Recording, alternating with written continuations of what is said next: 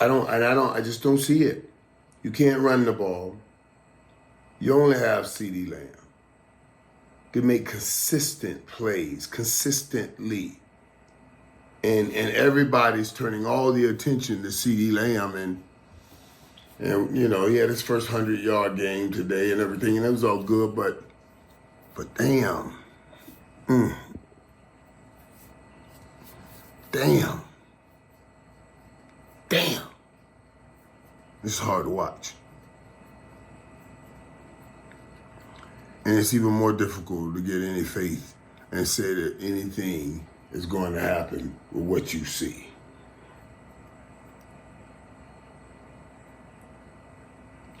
Right now, there's no way. There is simply no way the Dallas Cowboys makes the playoffs. Ladies and gentlemen, Jerry Jones and the Dallas Cowboys somehow managed to break the best hype man since Flavor Flav for Public Enemy, bro. Michael Irvin is completely broken. And I don't think I've seen Michael Irvin this tapped out this early in the season, probably ever. At least not anything that's coming to mind immediately. And I don't blame him, bro. The Dallas Cowboys season has been an absolute dumpster fire. And I'll be the first person to admit, a lot of the things that I thought were going to happen with this team for this season and how this season was going to play out, they are not happening, and they don't look like they're going to happen. Even though we still have 10 games left in this season, a lot of the things that I thought about this team were wrong. And I'm man enough to admit that. But a lot of people were wrong. I think even the people that predicted they would struggle this season were wrong in just how badly it would actually look and just how disjointed this entire team is right now. From top to bottom, I don't think anybody's on the same page at this point. And seeing Michael Irvin in this particular state, seeing him that upset, seeing him that depressed and down in the dumps is something that you don't normally see from the playmaker. Even if the Cowboys lose, usually he'll have something to give. But here, all of his energy has been sapped. And I understand because I have a lot of the same zest and vigor for the Dallas Cowboys as Michael Irvin has. Obviously, he has a ton more than me. He played for them. But I have the same zest and vigor for this team, and I have the same high hopes for the best players, the star players on this team.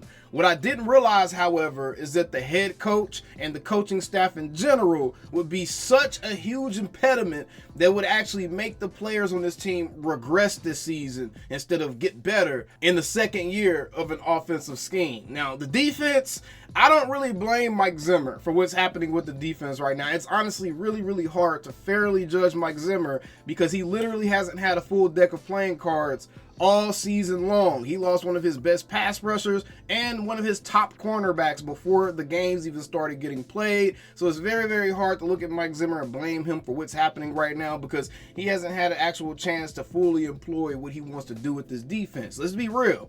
Mike Zimmer can't run the same type of defense as he would if he had Deron Bland and DeMarcus Lawrence and Sam Williams, all these other guys to play around with, as he has to run with a Carl Lawson and an Amani Oruwariye. So, and there's no disrespect to those guys because they've done an admirable job trying to fill in, but it's very, very clear that Mike Zimmer isn't playing with a full deck of cards, all right? So we can't really judge him too harshly, but what we can look at is the offense, because outside of Brandon Cooks missing the last few weeks, the offense has been mostly intact. On top of that, you have a head coach who seems completely detached from the issues that he himself is causing, bro. Mike McCarthy in week 9, going into week 9 of the NFL season, is still saying stuff like, we've got to keep working at his press conferences. He's still saying stuff like, we've got to stop the run and stay committed to the run for 4 quarters. Until we get that pattern working cohesively, we're not playing to our strength. That's a huge part of complimentary football. Mike McCarthy, please, for the love of all things good in this world, stop coming up to your press conferences and telling us general football jargon, bruh. You're giving us vague, very, very gentle football commonalities. Complimentary football. We know what complimentary football is. You don't have to keep reiterating what a huge part of complimentary football is. Maybe you're trying to reiterate that to us because you're trying to remind yourself subconsciously to keep running the ball and don't abandon the run just because your team gets down by a touchdown. Hell, they get down by 10 points. Don't abandon the run if it's actually helping. I don't want to have to keep seeing you talking about playing complementary football and needing to run the ball better, but you yourself stop calling runs halfway through the second quarter damn near every game. And you don't do it again until the end of the fourth quarter when you're trying to make the rushing stats look a little bit better, or at least the carries look a little bit more gaudy than what they actually were. So you're trying to pile on these meaningless carries at the end of the game to balance it out for your passing attempts and your carries, bro. Mike, stop it, bro. I'm so tired of hearing the same BS that you have to say week in and week out, bro. It's unbelievable to me. And what's even worse is Mike McCarthy actually came out and stated that the Cowboys had communication errors on multiple plays on the opening drive, bro. That's an example of the lack of details this team is paying attention to, which, again, bro, aren't you the one responsible for that stuff, Mike McCarthy? You're saying you're pleased with the prep during the week, but the team didn't hit the details like they would have hoped. The head coach, if you're not doing anything else, the head coach should be quality controlled at the very minimum for your football team. So you're telling me week after week, because you continuously complain about bad practices and details and communication and all this other stuff, how are y'all having communication errors going into week 9 of an NFL season? On top of that, there's no real new players on the offense outside of 2 guys on the offensive line. Everyone else is returning. How are y'all having all these damn communication errors? That is an indictment on the coaching staff as a whole, bruh. This should not be happening. And I've been saying this, and I'm going to reiterate this again. Mike McCarthy, Mike Solari, and the damn linebackers coach, all 3 of those guys need to go, bruh. And that is my biggest issue with Mike McCarthy, is if you're not going to have this actual modern offense that's actually with the times in 2024, if you're not going to be one of those guys, at least be great at managing a football team. At least be great at managing a team, bro. At least that's what Mike Tomlin's doing. Mike Tomlin is not doing anything revolutionary over there with the Pittsburgh Steelers. You know what he is, though? He's a great leader of men, and he's a great manager, bro, just from a business perspective. He's a great manager, and that's why that team never underperforms. If anything, they overperform more times than not, especially considering they haven't had a damn quarterback for the last few years. But Mike McCarthy, bro, he is consistently late or reactive with moves that he needs to make that are clearly hurting this team. This offensive line has regressed year after year for the last couple of years, bro. And this year, it's very, very obvious that whatever those guys on the offensive line are being taught, it is not working, is not yielding you any positive results. So Mike McCarthy,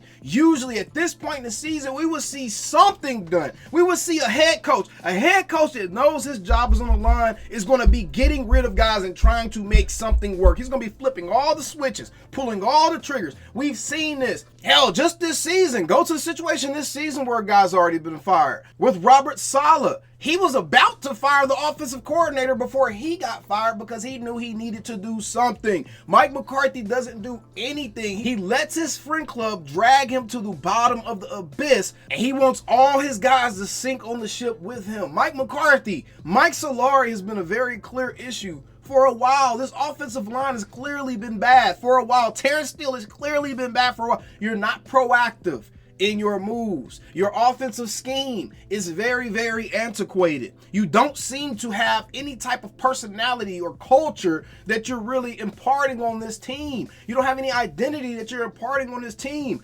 What are you actually doing then? What are you actually doing? And this right here, this starting there is part of the reason that Playmaker is just so dejected from this season, why he's so defeated by what he's seeing from the Dallas Cowboys, because not only are those guys underperforming on the field and they're injured and they just can't get right and the offensive scheme sucks, but Mike McCarthy just as a leader doesn't even seem like he understands how to lead his team from where they are right now, bro. And it's very unfortunate. And as a Dallas Cowboy fan, this is just a very, very tough pill to swallow this season, especially considering that, again, I was somebody that was expecting more out of these guys. The fact that we were returning 10 or 11 All-Pros and we lost some depth pieces, and then some of those guys get injured, and those depth pieces that we lost really rear their head, and it's just really been a giant snowball rolling down the hill. And I completely understand why Michael Irvin is he's broken. He's broken, and I think Michael Irvin probably represents majority of Cowboys Nation right now. Either way, we still them same old Cowboys. Calling me, texting me, paging me, asking me, am I still them boys? Y'all usually check on me. Listen. I'm still them boys. Hey! Woo! Oh, shut up, my boy. Hey! I'm still them boys.